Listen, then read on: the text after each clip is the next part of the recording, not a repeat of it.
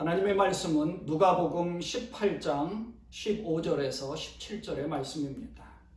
제가 가지고 있는 성경 신약 성경 126페이지에 있습니다.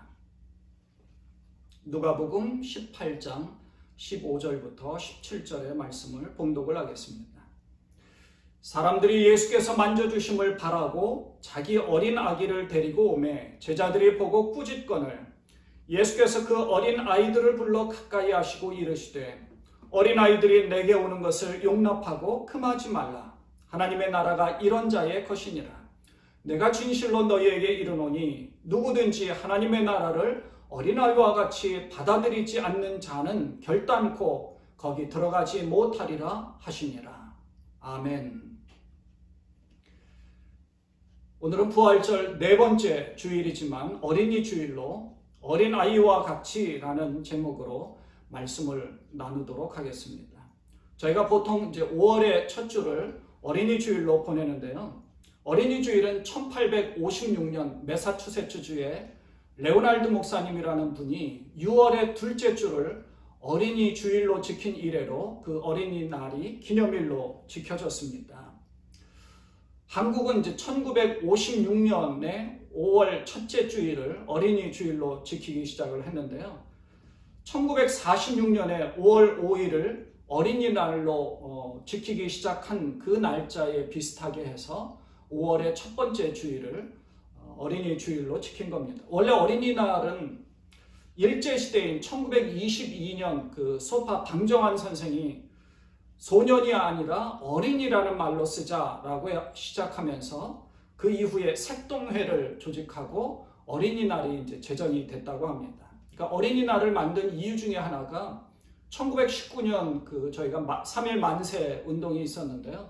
그 3.1 만세 운동을 하면서 우리 조국의 어린이들이 이 민족 정신을 심어줘야 되겠다는 그 취지가 조금 반영이 되었다고 합니다. 그 이후에 날짜가 이제 조금씩 조정이 되다가 해방 이듬해인 1946년부터 지금까지 5월 5일로 정해진 것입니다. 저희가 보통 5월을 가정의 달로 지키기도 합니다. 너무들 이제 바쁘게 살아가다 보니까 가정에 충실하지 못하고 등한히하는 모습 때문에 이 5월 한 달, 1년 중에 한 달은 좀 더 가정을 생각하고자 만들었죠. 그런데 사실 요즘 이 코로나 시기로 인해서 4월부터는 모든 분들이 가정의 달로 지내고 있는 것 같습니다. 물론 이제 경제적인 문제나 어려움도 있지만 어떤 분들은 그동안 일만 하느라 사실 쉴 틈이 없었는데 오랜만에 휴가처럼 잘 쉴 수 있어서 좋다고 하셨습니다. 물론 이제 그것도 한두 주 정도 쉬고 나니까 너무 좋았는데 한 2주 정도 지나니까 지금은 그렇지 않다고도 말씀도 하시더라고요. 또 어떤 분들은 밀린 집안 공사도 할 수 있었고 집안 청소도 하고 집안에 작업해야 될 것들을 다 하시기도 하더라고요. 좋은 점들도 있지만 참 불편한 점도 한두 가지가 아닙니다. 가정마다 사실 삼시세끼를 온 식구가 다 먹어야 되니 그것도 참 힘들죠. 그러나 어쨌든 제일 힘든 분들은 자녀들과 하루 종일 지난 한 달 또 어쩌면 앞으로 한 달은 더 지지고 볶고 살아야 하는 가정이 아닐까 싶습니다. 오늘은 어린이 주일이라 정말 우리가 어린아이와 같은 마음을 가져야 한다는 점을 말씀드리려고 합니다. 우리 이제 제임스 전도사님이나 또 팀 전도사님도 동일한 이 어린아이와 같은 말씀들을 또 귀하게 해주셔서 너무 감사를 드립니다. 저는 오늘 본문의 말씀을 통해서 우리에게 주시는 하나님의 말씀에 대해서 살펴보고 두 번째로는 어린 자녀들을 교육해야 하는 그런 부분에 대해서 두 가지를 말씀을 드리려고 합니다. 오늘 본문의 말씀을 보면 사람들이 예수님에게 어린아이들을 데리고 오니까 제자들이 예수님에게 못 오도록 꾸짖습니다. 그러자 예수님이 그 어린아이들을 불러 가까이 하시고 말씀하셨습니다. 어린아이들이 내게 오는 것을 용납하고 금하지 말라. 하나님의 나라가 이런 자의 것이니라. 내가 진실로 너희에게 이르노니 누구든지 하나님의 나라를 어린아이와 같이 받아들이지 않는 자는 결단코 거기 들어가지 못하리라 하시니라. 이렇게 말씀한 겁니다. 하나님의 나라가 이런 자의 것이다 라고 말씀을 하시면서 누구든지 하나님의 나라를 어린아이와 같이 받아들이지 않으면 절대 들어갈 수 없다고 말씀하신 겁니다. 이걸 이제 공동번역에서는 어떻게 기록하고 있는가 하면, 잘 들어라, 누구든지 어린이와 같이 순진한 마음으로 하나님 나라를 맞아들이지 않으면 결코 거기 들어가지 못할 것이다. 이렇게 기록되어져 있어요. 그러니까 하나님의 나라를 들어가기 위해서는 순진한 마음이 필요하다는 것으로 이 공동번역에서는 그렇게 번역한 것입니다. 그렇다면 누가는 이 부분의 말씀을 왜 여기 18장, 누가복음 18장 중간 부분에 이렇게 기록했는가 하는 점을 살펴보겠습니다. 여러분도 잘 아시다시피 누가복음 18장은 불의한 재판장의 비유에 대한 것으로 유명한 장입니다. 불의한 재판장의 비유와 기도에 대한 말씀으로 잘 알려져 있죠. 그런데 오늘 본문 말씀은 그 비유 뒷부분에 기록이 되어져 있습니다. 전반부에서는 불의한 재판장의 비유를 통해서 항상 기도하고 낙심하지 말 것을 말씀해 주셨습니다. 항상 기도하고 낙심하지 말라. 그리고 그 비유에 바로 이어서 이런 말씀이 나옵니다. 두 사람이 기도하러 성전에 올라갔는데 한 사람은 바리새인이고 한 사람은 세리였습니다. 바리새인은 따로 서서 기도할 때에 자기는 죄도 짓지 않고 금식하며 11조를 잘하고 있다고 기도하고, 세리는 그저 자신은 죄인이라고 불쌍히 여겨달라고 기도한 겁니다. 여러분 혹시 제가 한 보름 전에 애니메이션을 보시라고 말씀드렸는데 보셨는지 모르겠습니다. 그 철로역정이라고 하는 것이, 거기에 보면 이 철로역정은 1678년 존 버년이 쓴 책인데 그 성경 다음으로 가장 많이 팔린 그런 책이라고 그렇게 꼽혀 있습니다. 책을 보시면 좋겠지만 그렇지 못해서 애니메이션으로 만들어진 것을 좀 보시라고 말씀을 드렸던 것입니다. 근데 비유적으로 우리에게 성경에 해당하는 그 내용들을 아주 함축적으로 저희에게 잘 설명해 주고 있거든요. 거기에 보면 멸망의 도시에 살고 있던 크리스찬이라는 사람이 전도자라는 사람을 통해서 천국을 알게 되었습니다. 그래서 천국으로 가는 그 여정길에 대한 그것을 그린 애니메이션입니다. 여기에 이제 크리스찬이라는 사람이 길을 가는데 하나님이 이 사람을 이제 도와줍니다. 그래서 처음에는 믿음이라는 사람을 붙여줘서 동행시키다가 믿음이라는 사람이 떨어져서 그 뒤에 소망이라는 사람과 동행시켜 결국에는 하나님의 나라인 천국으로 들어가게 되는 그런 내용입니다. 그러니까 천국으로 가는 여정길에 이 크리스찬이라는 사람이 어려움을 당해서 도와달라고 그때마다 소리 지르면 도움이라는 사람이 나타나서 도와주기도 합니다. 근데 거기에 율법의 산에 여정길을 가다가 막혔는데요. 율법의 산을 넘어가려면 그 돌판에 서 있는 것을 다 실천한 다음에 넘어갈 수 있는 거예요. 그래서 크리스찬이라는 사람이 그걸 시도하다가 너무 많아서 이건 내가 다 어떻게 할 수가 없다라고 포기하면서 이제 넘어진 그런 상황 가운데 있어요. 이때 도와주는 사람이 율법이라는 것이 모든 것을 다 해결해 줄 수 없다. 은혜가 필요하다라고 이제 얘기해 주는 것이죠. 그래서 율법의 산을 넘지 않고도 은혜를 통하여서 다른 길로 갈 수 있다는 것을 가르쳐 준 겁니다.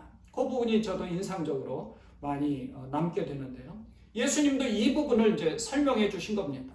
율법적으로는 잘 지키려고 했던 이 바리새인입니다. 율법을 잘 지켰죠. 그리고 하나님 앞에 11조도 잘하고 하나님 앞에 의인답게 살려고 했다. 그런데 하나님은 이 사람을 의인으로 인정한 것이 아니라 가슴을 치면서 불쌍하게 자기 죄를 자복하는 이 세리라는 사람을 의롭다 여겼다는 겁니다. 그리고 오늘 본문의 말씀으로 넘어온 겁니다. 오늘 본문의 말씀에서 예수님은 어린아이와 같아야 함을 말씀해 준 거예요. 이 말씀 바로 뒤에는 또 이런 말씀이 나옵니다. 18절을 보면 어떤 관리가 예수님에게 와서 선생님이여 내가 무엇을 하여야 영생을 얻으리이까? 예수님에게 그것을 와서 물어본 거예요. 질문의 핵심이 뭡니까? 이 부자 관리는 무엇을 해야 영생을 얻는 것으로 생각한 것이죠. 선한 선생님이요, 내가 무엇을 하여야 영생을 얻으리까? 뭔가를 해야만 한다고 생각하는 것이죠. 예수님께서는 나에게 왜 선한 자라고 이야기하느냐? 선하신 분은 오직 하나님 한 분 외에는 없다라고 분명하게 지적을 하고 있죠. 뭔가를 해서 영생을 얻을 수 있는 것이 아닙니다. 은혜가 필요한 겁니다. 예수님을 믿음으로 말미암아 율법을 지켜 행하는 것으로는 얻을 수 없고, 정말 은혜 가운데서 예수님을 믿는 믿음 가운데, 그러니까 여러분 그 전반부에서는 바리새인과 율법의 말씀이 나오죠. 바리새인과 세리가 하나님 앞에 기도하는 장면이 나오고요. 그 뒷부분에는 이 부자 관리가 무엇을 하여야 영생을 얻을까? 뭔가를 해야 된다라고 생각하는 이 부분이 있죠. 이 앞 뒷부분의 사이에다가 이 말씀을 해준 거예요. 그러니까 누가는 오늘 본문의 앞 뒤에 율법을 지키고 무엇인가 해야 한다라고 생각하는 이 사람들에게 이 사이에다가 가운데다가 어린아이와 같은 마음을 가져야 한다 하는 것을 강조해 준 겁니다. 그래서 우리들에게 율법이 아니라 어린아이와 같은 순진한 마음, 의심하지 않고 믿음으로 하나님 나라에 갈 수 있다는 것을 가르쳐 준 것입니다. 사랑하는 여러분, 우리는요, 어린아이와 같은 이 믿음을 가지고 있어야 천국을 갈 수 있는 겁니다. 왜 이것이 이렇게 됐는가? 하나님이 태초에 천지를 창조하셨는데 어떻게 창조를 하셨지? 말씀으로 창조하셨다는데 이게 왜 이렇게 됐는가? 따지기 시작하면 우리의 이성으로는 도저히 찾아볼 수가 없어요. 그래서 예수님께서는 어린아이와 같은 마음을 가지라고 한 것이죠. 율법이 아닙니다. 은혜입니다. 믿음입니다. 왜 어린아이를 이 모델로 삼았는가 하는 것을 우리에게 종교개혁자 존 칼빈이 어린아이를 모델로 삼은 이유는요, 어린아이가 단순하기 때문이다 라고 이야기를 했고요. 클락이라는 사람은 단순하기도 하고 가르치기 쉽기 때문이다 이렇게 말씀합니다. 우리가 그런 것을 가지고 있어야 한다는 것이죠. 뭔가를 해야 되는 것이 아니라, 뭔가를 따져보는 것이 아니라, 정말 하는 말씀이 그러한가를 우리가 더 깊이 따져보는 것은 정말 필요하지만, 의심을 가지고 이렇게 뭔가를 해나간다는 것 자체는 우리에게 좀 더 성숙한 믿음이 필요하다는 것을 가르쳐주는 것이고, 단순한 믿음, 그리고 어떻게 보면 어린아이와 같은 순진한 마음, 순수함의 이런 모습을 우리가 가져야 한다는 것을 가르쳐준다는 것입니다. 그리고 두 번째로는 이 어린아이들에 대한 교육에 대한 것을 말씀을 드리려고 합니다.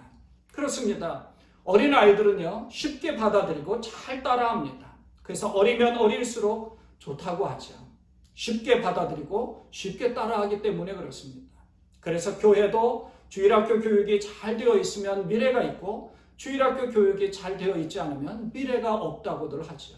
우리 한인 이민 1세대가 2세대, 3세대로 넘어가면서 한국인의 정체성이나 기독교 신앙이 얼마나 잘 유지되고 전달되는가 하는 것은 이 교육에 달려 있습니다. 그래도 저희 교회 주일학교와 유스 학생들은 정말 착하고 잘 교육받아서 얼마나 좋은지 모릅니다. 부모님들과 또 수고하시는 전도사님들, 또 우리 교육부장님 뿐만 아니라 우리 선생님들께 참 감사를 드립니다. 제가 자주 말씀드리지만 아무리 강조해도 지나치지 않는 것이 바로 바벨론 포로기의 말씀입니다. 바벨론 포로기부터 회당 중심의 신앙생활을 했던 유대인들의 신앙이 오히려 더 단단해졌는데, 그 이유는, 큰 이유는 성전에서 회당으로, 회당에서 가정 중심으로 신앙교육의 패러다임이 전환되었기 때문에 그런 것입니다. 가정의 신앙교육을 철저하게 부모가 자녀들에게 모범을 보이는 것으로, 신앙교육의 가장 중요한 것은 안식일을 철저하게 지키도록 한 것입니다. 저희는 예수님의 부활하심을 기념한 것으로 안식 후 첫날 작은 부활절인 주일을 지키는 것이 중요한 것을 우리에게 가르쳐주는 것이죠. 그리고 그 다음으로는 하나님의 말씀을 읽고 묵상하고 암송시켰습니다. 신명기의 말씀을 읽게 하고 묵상하게 하고 또 안성시키기도 합니다. 여기에 하나님과의 교제를 이제 충실하게 감당하는 기도의 훈련도 필요한 것이죠. 2000년 이상이나 이어져 온 이 유대인들의 회당과 같이 우리 한인교회가 앞으로 100년, 1000년을 이어져 가려면 이 코로나 사태 이후에 우리의 마음가짐 자체도 사실 패러다임이 전환되어져서 정말 교회 교육도 중요하고 가정교육도 중요하고 부모가 자녀들에게 얼마나 이 신앙적 모범을 보여야 하는가, 이것도 얼마나 중요한가 하는 것을 우리가 깊이 생각해 보아야 한다는 것입니다. 그러니까 겉으로 볼 때 이스라엘이 멸망하고 바벨론 포로가 된 것이 아주 비극적이고 하나님께서 이스라엘을 버리신 것처럼 보이지만 하나님께서는요, 더 큰 은혜와 자비를 베풀어 주신 희망적인 사건이 바로 이 바벨론 포로기라는 것입니다. 우리도 지금 이 코로나 사태로 깊은 암흑과 아주 그런 깊은 어두움의 상황에 빠져 있습니다. 하지만 하나님께서 원대한 계획하심이 분명히 있을 것입니다. 여러분 개인에게도, 여러분 가정에게도, 여러분의 자녀도, 또 우리 교회도 마찬가지입니다. 여러분 요셉이 너무나 고난을 많이 당했기에 아마도 그때마다 하나님 앞에 간절하게 기도했을 것입니다. 형들의 미움을 받았을 때도, 또 구덩이에 파묻힐 때도, 그래서 죽을 뻔한 그런 상황 가운데서도, 아라비아 상인에게 노예로 팔려갈 때도, 보디발 장군의 종이 되었을 때도, 그리고 그 집에서 억울한 누명을 써서 감옥에 갇혔을 때도, 그때마다 요셉은 간절히 기도하였을 텐데 그때마다 하나님께서 이 요셉의 간절한 기도를 들어서 응답해 주신 것이 아닌 것처럼 비춰졌습니다. 요셉이 생각할 때는 점점 자기가 원치 않는 길로 빠져들었습니다. 기도 응답이 하나도 안 된 것처럼 보였죠. 그러나 나중에 보니까 요셉에 대한 하나님의 원대한 계획하심이 있었던 것입니다. 그래서 우리는 어린아이와 같이 하나님만을 바라보고 하나님이 하실 일을 믿고 요셉과 같이 성숙한 신앙인으로 맡겨진 일에 최선을 다하는 것이 중요하다는 것입니다. 하나님의 나라는 이런 어린아이와 같이 받아들여야 차지할 수 있다고 말씀했습니다. 예수님이 부활하셨다는 사실을 믿는 것이 어린아이와 같은 마음입니다. 하나님의 말씀 안에서 살아야 하는 것이 어린아이와 같은 그러한 마음입니다. 자녀들에게 본을 보이고 자녀들에게 신앙의 유산을 물려주겠다는 마음이 어린아이와 같은 마음입니다. 여러분 욥기서를 보면 욥이 자녀들을 위해서 기도하는 모습이 욥기서 1장 5절에 나옵니다. 그들이 차례대로 잔치를 끝내면 욥이 그들을 불러다가 성결하게 하되 아침에 일어나서 그들의 명수대로 번제를 드렸으니 이는 욥이 말하기를 혹시 내 아들들이 죄를 범하여 마음으로 하나님을 욕되게 하였을까 함이라. 욥의 행위가 항상 이러하였더라. 욥의 행위가 항상 이러하였더라 라고 말씀하는 것은 욥이 얼마나 자녀들에게 본이 되는 마음을 가지고 있었고 의인답게 살려고 했는가, 또 자녀들이 죄를 범죄하였을까 봐 그 자녀들을 위하여서 번제로 드리면서 하나님 앞에 기도하는 모습이 얼마나 많이 있었는가, 그것을 우리가 알 수 있는 거죠. 욥의 행위가 항상 이러하였기 때문에 욥이 고난을 당하고 어려움을 당하여서 모든 것을 다 잃어버릴 그런 상황 가운데 빠졌더라도 욥은 무너지거나 좌절하거나 절망해서 하나님을 원망하고 떠나간 그 와이프처럼 그렇게 원망하지 않았습니다. 경건함을 잘 유지하고 결국 하나님께서 다시금 회복시켜 주셨다는 겁니다. 이러한 욥의 경건한 마음으로 여러분들도 여러분의 가정을 위해서 기도하시고 여러분의 자녀들을 위해서 기도하며 번제를 쌓아 하나님 앞에 올린 욥의 모습과 같이 하나님 앞에 감사하신다면 하나님께서 욥을 회복시키시고 요셉을 원대한 계획하심에 사용하신 것과 같이 여러분의 자녀들을 통해서 하나님이 크게 영광을 받으실 것입니다. 사랑하는 여러분, 하나님께서 어린아이와 같은 여러분의 모두의 마음을 받으실 것입니다. 그리고 하나님의 은혜를 덧입혀 주실 것입니다. 우리가 기도하는 대로 바로바로 나타나지 않았지만 원대하신 하나님의 계획하심이 분명히 있습니다.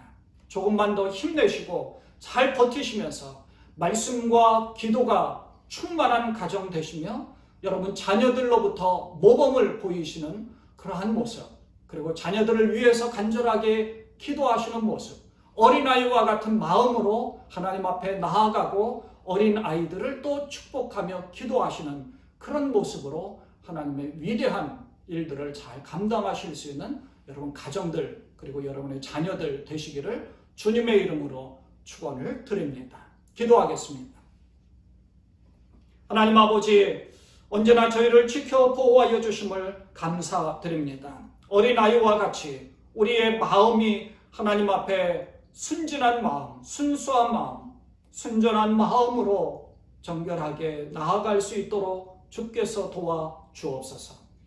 우리 자녀들에게 모범을 보이기 위하여서 최선을 다하게 하시고 힘들고 어렵더라도 하나님 우리가 하지 말아야 될 것은 하지 않게 하시고 해야 할 것은 반드시 해나갈 수 있는 그러한 모진 각오를 가지는 우리 모든 성도들 되도록 하나님 축복하여 주옵소서. 우리 주님 예수 그리스도의 이름으로 간절히 기도드리옵나이다. 아멘.